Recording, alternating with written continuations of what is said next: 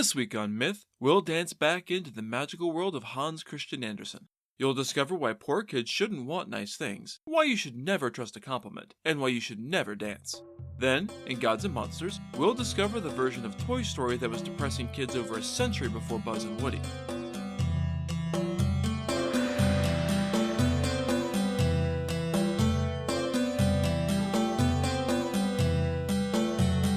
This is the Myths Your Teacher Hated podcast, where I tell the stories of cultures from around the world in all of their original, bloody, uncensored glory. Modern tellings of these stories have become dry and dusty, but I'll be trying to breathe new life into them. This is episode 61. Don't be a Karen. As always, this episode is not safe for work.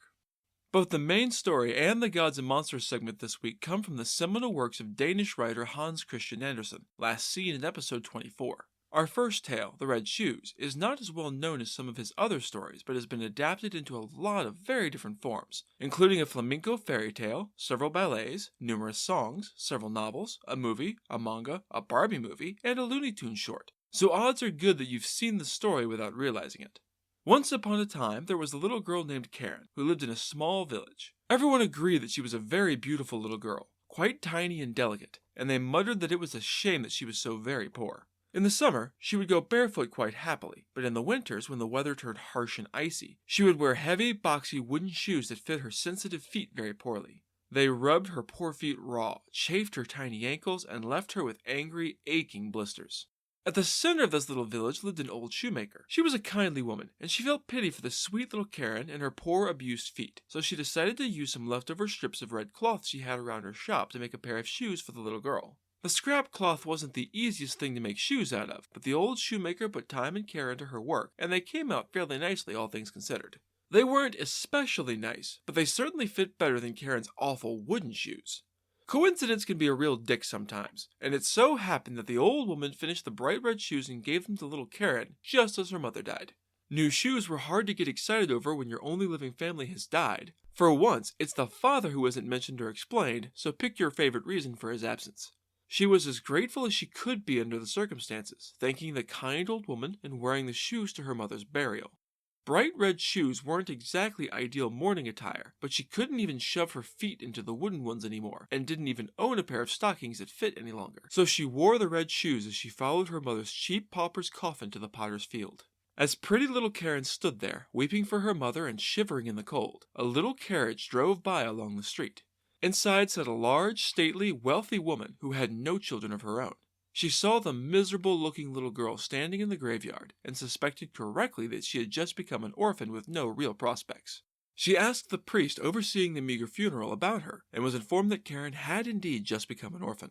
He tutted that the poor thing would probably die before the end of winter, but he knew that no one in the tiny village would be able to help out. The wealthy lady, on the other hand, could absolutely afford to be charitable, so she called the little girl over and adopted her on the spot. Karen, with the innocence of a child, believed that her new red shoes were lucky. Just as she'd lost her mother and been left to her certain doom, the shoes had come to her, and then she'd been saved by this rich old woman. Her new mother, however, thought the shoes, made with love from carefully saved scraps, were absolutely hideous and ordered them to be burned. She replaced all of Karen's threadbare, often mended clothes with new, more fashionable ones, and had the girl cleaned and groomed for the first time in her life. She was taught to read and sew and to become a proper young lady. Everyone who saw her in her new life said that she was a pretty little thing, but her mirror showed Karen that she was more than pretty. She was gorgeous, and maybe a little vain. After Karen had been living in her new life for some time, the queen traveled through the land with her daughter, the princess, in tow. Everyone swarmed into the castle to see the royals, including the wealthy woman and her adopted daughter Karen. The princess stood in a window to present herself to her people. She wore neither crown nor train, opting instead for a simple white dress set off by a pair of bright red Morocco shoes, a flat woven shoe. Karen stared at the incredible shoes, which reminded her of her long burned footwear, though of course the princess's shoes were much nicer than the ones the old shoemaker had sewn her from scraps and rags. They were the most incredible things that Karen had ever seen. Nothing in the world could possibly compare to those shoes. More time passed, and soon Karen was old enough to be confirmed, a sacrament of the Catholic Church. As part of this incredibly important ceremony, Karen was to have new clothes and a new pair of shoes as well. The wealthy woman preferred the finer things for herself and for her daughter, so Karen was sent to the home of the richest shoemaker in the city, since shoes at that time were all made custom. The shop held many glass cases filled with elegant shoes and stunning boots, and Karen was awestruck at the accumulated beauty. The old woman, on the other hand, was starting to go blind, so the sight of a bunch of fuzzy blobs didn't do much for her. In one of these cases stood a pair of bright red shoes, almost identical to the ones the princess had worn on that distant day she had visited the city. Karen was drawn to them immediately, asking the shopkeep about them. "Oh yes, you have very fine taste. Those shoes were made for a count's daughter, but they didn't fit her quite right." The old lady squinted at the shoes, but could make out almost nothing. "They are, very shiny. They must be patent leather, I guess?" Karen bounced up and down in excitement as the shopkeeper brought out the red shoes and let her try them on. They fit her like they had been made for her, and so she convinced her mother to buy them, which she definitely would not have done if she could have seen that they were bright red, since red shoes were about as appropriate for confirmation as they had been for her mother's funeral. On Confirmation Sunday, everyone stared at her scarlet-clad feet as she walked up the church to the chancel. Karen fancied that even the eyes in the dusty old paintings of preachers and preachers' wives in their stiff ruffled collars and somber black dresses, and the eyes of the stone figures carved into the tombs, stared at her beautiful shoes as she walked. Even as she went through the actual sacrament, as the priest laid his hand on her head and prayed over her and told her of the solemn promise she was making, Karen thought only of her pretty new shoes. As soon as church was over, everyone began to whisper about the absolute scandal of Karen's scarlet shoes. It didn't take long for those whispers to reach her mother's ears. She was incredibly embarrassed at Karen's faux pas and scolded her for being naughty, admonishing her that she should only ever wear black shoes to church from here on out. Even when she became an adult, she should never, ever wear red shoes to church. It just wasn't done. Karen nodded and agreed, and the very next Sunday, which was to be her very first communion, another holy sacrament, she sat in her room and considered her shoes. She stared at the red shoes, then at the black ones, then at the red again. Karen finally decided, "Fuck you, Mom, I'm wearing the red shoes."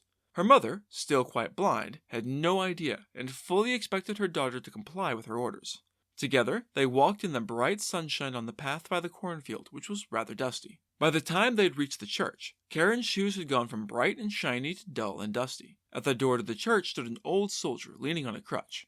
He had a long, bushy beard that Karen thought should be white, as old as he was, but instead was a deep and surprising red. He asked the two women if he might dust their shoes for them, and being charitable, the old woman consented. He bent down to do so, and Karen held out her fancy little shoe. "My, what beautiful dancing shoes! Stick on there firmly when you dance," and he struck the bottom of her sole with his hand. It was an odd thing to say, but old beggars often say odd things, so the two women paid it no mind. They paid the poor soldier a copper for his trouble and went into the church. As on the previous Sunday, everyone stared at Karen's bright red shoes as she walked down the aisle, and she felt the eyes of all the dusty, disapproving old pictures as well. She knelt at the altar to sip the wine and eat the bread, but her thoughts were entirely on her beautiful shoes and how everyone was watching her. She could almost see them floating right there before her eyes. She forgot to pray during the sacrament, and she forgot to sing the psalm. She was just too damn focused on her shoes to care about anything else.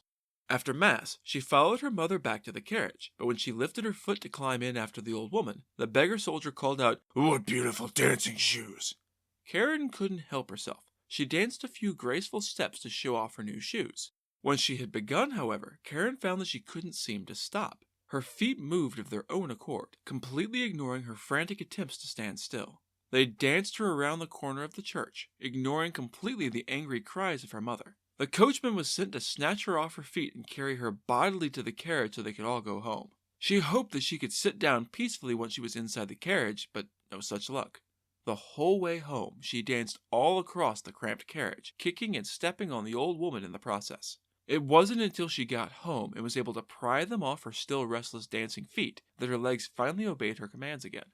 The red shoes were put away into a closet, but even knowing how much trouble they had caused, Karen couldn't help but open the door every now and again to stare wistfully at their crimson beauty. More time passed, and Karen's mother grew ill. The doctor said it was the kind of sickness that didn't get better. She grew weaker and weaker, and soon she had to be fed and cared for and waited on, and being her daughter, this duty fell to Karen. This was fine, more or less, until word came that a grand ball was going to be thrown in the city, and Karen was invited to attend. Karen stared at the dying old woman, then at the red shoes in the closet.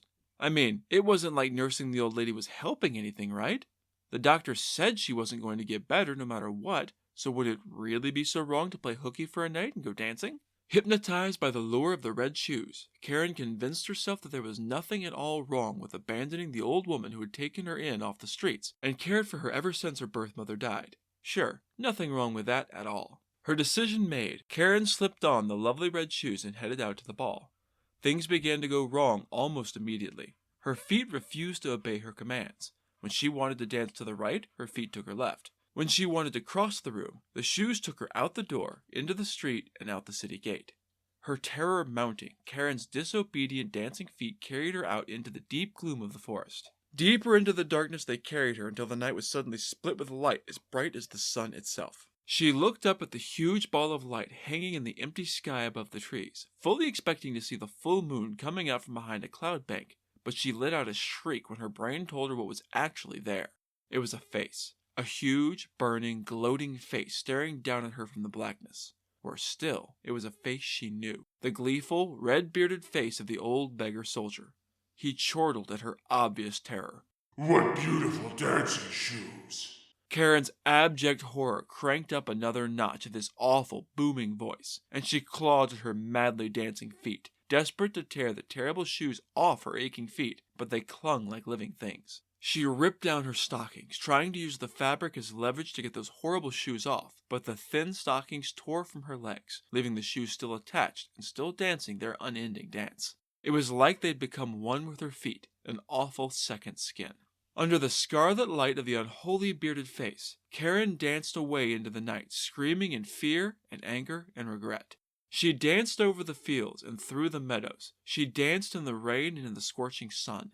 She danced in the brightest day and the darkest nights. The nights were the worst.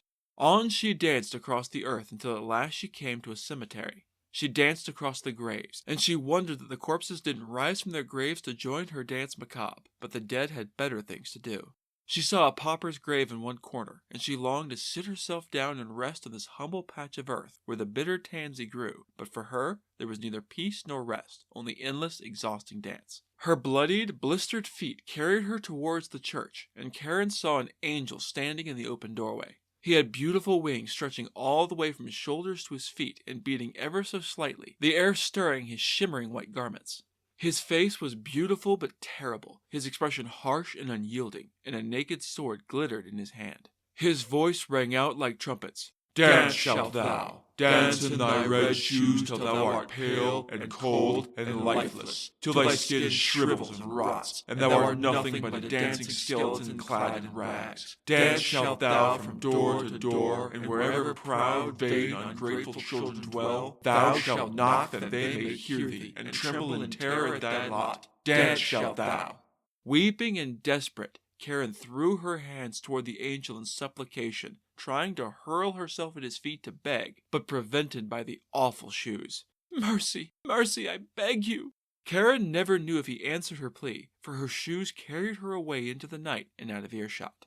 They carried her out of the cemetery gates and into the fields, across the roads and bridges, and on into eternity. Forever, Karen's feet kept dancing. One morning, Karen no longer had any idea how long she had been cursed her unceasing dance. Her feet carried her past a door she knew well. From the other side, she could hear voices raised in a psalm. The door opened, and a wooden coffin was carried out, decked with flowers, and Karen knew that her second mother had died, and Karen felt alone as she had never felt before, abandoned by all the world and condemned by the angels themselves.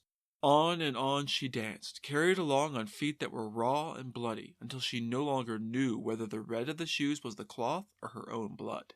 They carried her over the heath until she came to a little house. Here, Karen knew, lived the city's executioner. As she danced by, she knocked desperately on the window. Come out, please, for I cannot come in." The door opened, and a confused executioner stepped forth. "You asked to see me? You do know who I am, right? I strike the heads off of wicked men, and I can feel my axe quivering with a desire to ring out." "Please, sir, do not behead me, or I won't be able to confess my sins. But if your axe wants blood, then strike off my feet. Cut off these damned red shoes." The executioner nodded, fetching his weapon. Karen confessed all of her sins, which really should be to a priest, but any port in a storm, I suppose. Once she finished her litany of misdeeds, which her cursed shoes obligingly gave her time to get through, the executioner swung his wicked axe, and, with one clean stroke, he lopped off both of her feet at the knees. For the first time in who knew how long, Karen collapsed to the earth to rest. Her feet danced off without her, still wearing the bloody shoes, and vanished into the forest. In spite of his brutal work, the executioner was a kind man, and he took pity on the long-suffering girl. He made her crutches and wooden legs so she could hobble around, and presumably kept her from bleeding to death. He taught her the psalm that criminals sang to beg forgiveness of the world, and she learned every word by heart. Then, Karen kissed the hands that had swung the axe and headed over the blasted heath. She knew she had been wicked and selfish for far too long, and that the awful shoes had been a result of this, so she resolved to go immediately to church. I have suffered enough for those damned red shoes. I will let everyone see me in church. She hobbled as fast as her wooden legs could carry her, none too steady on them yet, hurrying for the church door. As she approached the blessed sanctuary, something stirred in the darkness. It was the fucking shoes, still forcing the severed stumps of her devastated feet to dance unceasingly. They stepped and twirled between Karen and the church. She was understandably terrified at this grisly sight, and she turned and fled from the church. That whole week, Karen was terrified and miserable. She wept countless bitter tears at her misfortune, but hope returned the following Sunday. Surely now I have suffered and struggled enough. I'm definitely every bit as good as any of those assholes sitting in the church with their heads held high every week. She set out boldly for the church, but got no farther than the churchyard gate before the awful red shoes danced out of the forest to harry and harass her into fleeing the sacred place yet again, though this time she well and truly repented of the sins that had led her here. Knowing that she couldn't escape the curse of the red shoes on her own, Karen went to the parsonage, the home of the church's clergy, and begged that they take her into service. She swore that she would be the hardest worker they'd ever seen, and do anything they asked without complaint. She didn't care what they paid her. All she needed was a place to live and good people to live beside. The parson's wife took pity on the wretched girl with the wooden legs, and did as Karen asked. She couldn't have asked for a better servant than Karen. She worked hard, took initiative, and listened when the parson read from the Bible in the evening. The children loved her, but whenever they chattered on about her dress and her beauty and her grace, she shook her head sadly. She had learned that lesson. The following Sunday, the whole family dressed up and headed out to the church. They asked Karen if she wanted to come with them, but she shook her head ruefully, eyeing her crutches. They shrugged and left without her, leaving Karen to sit alone in her tiny room to read her prayer book. She read with hope and piety, and on the wind she could hear the faint strains of the organ rising triumphantly. Tears streaming from her eyes, she raised her gaze to the sky and begged her God for help. In answer, the angel she had seen that night outside the church appeared before her in a blinding beam of sunlight. This time, however, he didn't carry a wicked blade, but a spectacular spray of roses on a green, living branch. He brushed the ceiling with the flowers, and to her astonishment, the ceiling raised up, to an incredible, impossible distance above her head, and a golden star appeared where the flowers had touched it. Then he touched the walls, and they too expanded away from her. Suddenly, she could hear the organ as clear as if she were in the same room. No, she was in the same room. She could see it standing before her. She could see the dusty old pictures of the dour preachers and preachers' wives. She could see the congregation seated in their pews, their voices lifted in song. Karen didn't know if the church had come to her, or if she had been taken to the church, but that's where she was. She found herself seated in the pew with the parson's family, and she raised her voice to join everyone else. When the psalm had finished, they turned to see Karen seated beside them and showed absolutely no surprise, which is probably the least realistic part of this whole crazy story. Instead, they just nodded and told her they were glad she had made it. Warm light flooded in through the windows, filling Karen's soul. She felt lighter and freer than she ever had before, and her heart soared and swelled, so full of sunshine and peace and joy that the fragile thing couldn't contain it all. Her heart broke, and Karen died right there in the church, her soul carried up to the heavens in the song of the congregation. I have to say, this tale has a lot in common with the much more famous Andersen tale, The Little Mermaid. Both involve young girls getting punished harshly for defying social conventions, and both have some very overt, heavy-handed religious symbolism and messaging, though this tale is a lot less subtle about it. Both end with the young girl's ultimate reward for returning to the correct path being a virtuous death, because you definitely can't have the female protagonist get any kind of earthly reward after her transgressive actions, or girls might start to get ideas. And both have, at their core, a deeply fascinating and strangely macabre tale that strikes a broader chord in human nature and has found a place in the wider popular culture as a result. It's not hard to see why so many dancers and choreographers have been fascinated by the darkly beautiful story and brought it to life on the stage. There's just something fascinating about a deadly beauty. And so, with Karen horribly punished for the sin of being a Karen, it's time for Gods and Monsters. This is a segment where I get into a little more detail about the personalities and history of one of the gods or monsters from this week's pantheon that was not discussed in the main story. This week's hero is the Steadfast Tin Soldier. The Steadfast Tin Soldier is another Hans Christian Andersen fairy tale that has been adapted over and over in popular culture. It also has the honor of being the first story that he ever wrote without an existing literary model or folklore source to base his story on. It's an incredible story that manages to simultaneously praise piety and self-denial while also condemning them as self-destructive. Many scholars believe that the soldier is based on Andersen himself and reflects his internal conflict over his struggles with women, with his uncertainty with class requirements, and with his alienation as an artist. Once upon a time, there were 25 tin soldiers, brothers, who had all been cast from the same tin spoon. Each man stood shoulder to shoulder with his fellows, his gun shouldered neatly against his splendid red and blue uniform. The first words they ever heard spoken were, "Tin soldiers!" as a small boy laughed and clapped his hands while the lid was lifted from his birthday present. He loved those little soldiers immediately, and set them out on the table, one after the other, as soon as he could reach his hands in. All of the soldiers looked exactly alike, except for one. He had been the last one cast, and there hadn't been quite enough tin left over, so he had only one leg. He managed just fine on his one leg, however, and was every bit as steady as his brothers were on two. On the table with the toy soldiers were many other toys, including a marvelous castle made from painted cardboard. It was practically a work of art, with little windows that you could peer inside through, and miniature trees planted around a smooth mirror set beside it for a lake. Little wax swans swam across its surface and were reflected in the glass. Everything about the little castle was stunning, but the most beautiful piece of all was a little paper doll maiden who stood in the open doorway.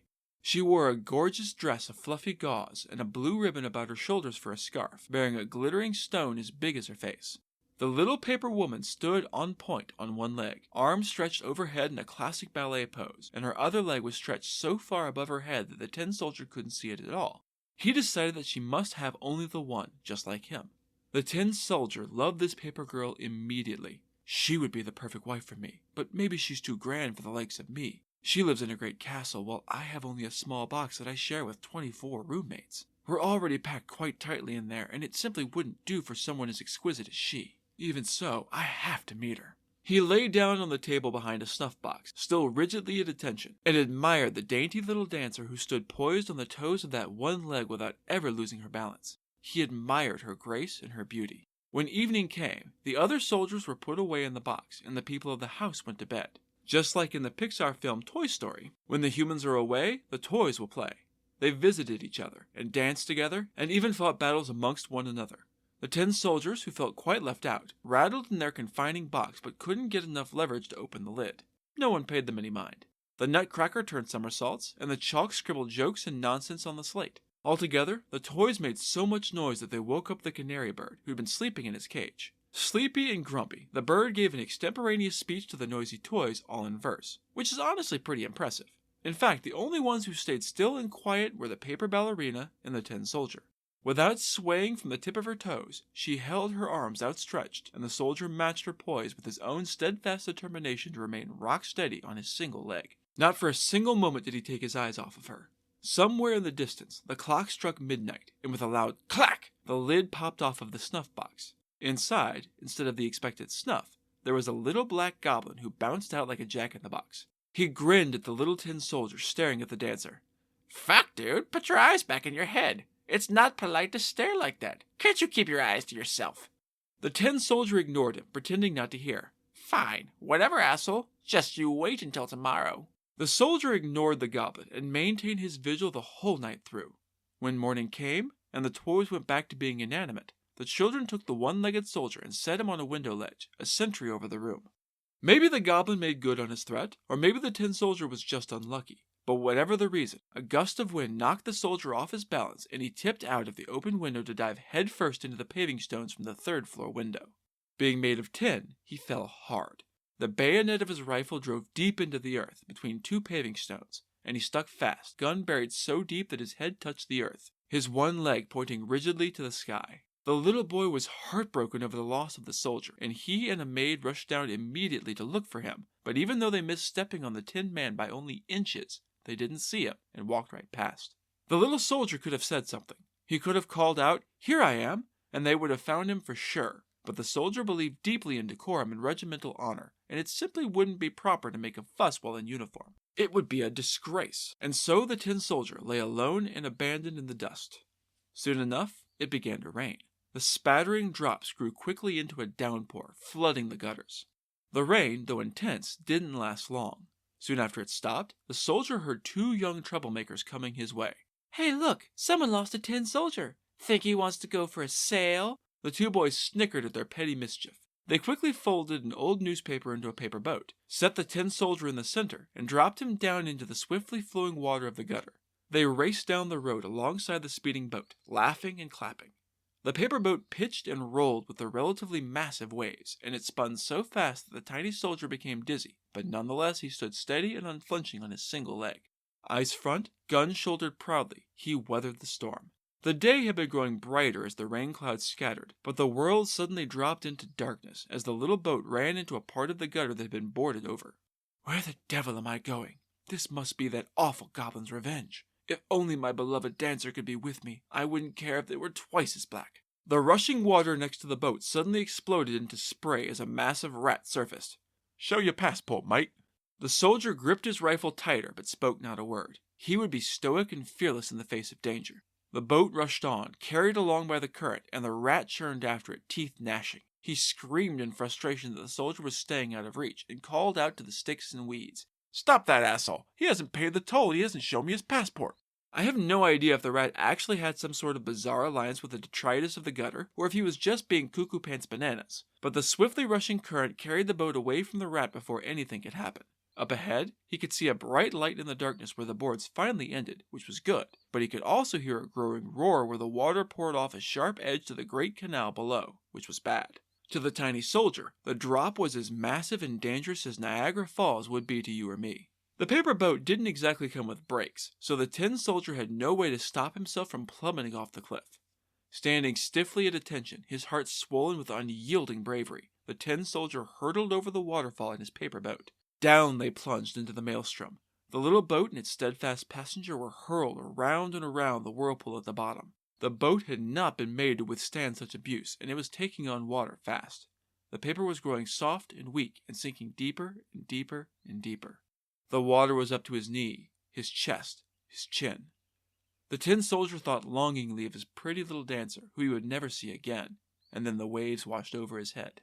The waterlogged paper at last gave way entirely, and the tin soldier plunged through the wreckage and into the depths. As he fell, wondering just how far he would sink, a massive fish flashed out of the darkness and swallowed the tin soldier whole. The steadfast tin soldier had only thought it was dark before. Here, inside the fish, he knew what true darkness was. It was cramped and hot and awful, but the little soldier would not give way, even under such duress. He lay there, ramrod straight, rifle shouldered properly. He didn't know how much time passed in his fishy prison, but at some point something changed. The fish flopped and thrashed in a way it never had before, and then it grew terribly still. The soldier and the fish lay there, unmoving together, until something struck through them like a bolt of lightning. The world grew blindingly bright, and he heard a voice exclaim at his discovery. The soldier realized that the fish must have been caught and taken to market, and had now been cut open by a cook in someone's kitchen. She plucked him out of the fish's guts and carried him upstairs where, lo and behold, it was the same playroom he had left in the first place. Everyone crowded around to see this remarkable traveler who had vanished out a window and returned home in the belly of a fish, but the tin soldier took no pride or happiness in his journey, or his incredible fortune at coming home again. He looked around and saw that he stood on the same table with the same children and the same toys, and, over there, the same painted castle with the same balanced ballerina, one leg stretched high. She too had been steadfast, and that touched the tin soldier so deeply that he would have cried tin tears, only it wouldn't be proper for a soldier to cry. He looked at her, she looked at him, and neither said a word.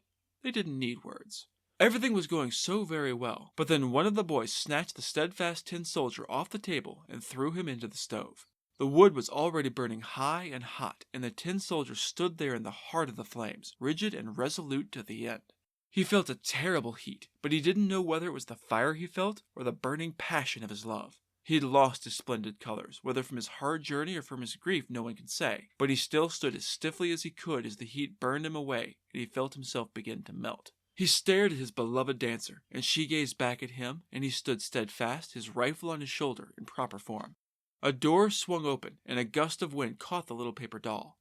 She leapt gracefully from her place in the castle and danced on the wind across the room and straight into the fire next to the tin soldier. She danced to him, but she was paper, and she caught fire and flashed into ashes before she ever reached his side. The tin soldier melted away with his dancer gone, and the next day, when a servant took the ashes away from the stove, she found him melted down into a single lump in the shape of a heart. Of the beautiful paper ballerina, nothing was left but her bright stone, now burned as black as coal. That's it for this episode of Myths Your Teacher Hated. Keep up with new episodes on our Facebook page, on iTunes, on Stitcher, on TuneIn, and on Spotify. Or you can follow us on Twitter as @HardcoreMyth and on Instagram as Myths Your Teacher Hated Pod. You can also find news and episodes on our website at mythsyourteacherhated.com. If you have any questions, any gods or monsters you'd want to learn about, or any ideas for future stories that you'd like to hear, feel free to drop me a line. I'm trying to pull as much material from as many different cultures as possible, but there are all sorts of stories I've never heard, so suggestions are appreciated. The theme music is by Tiny Cheese Puff, whom you can find on Fiverr.com. Next time, you'll learn the ancient inspiration for some modern literary classics. You'll see why you should never be an ass to a friend in mourning, why fishing for sea monsters is a bad idea, and why you should be afraid of Trogdor the Burninator. Then, in Gods and Monsters, you'll meet the ancient creature that might be a snake, a crocodile, or a motherfucking dragon. That's all for now. Thanks for listening.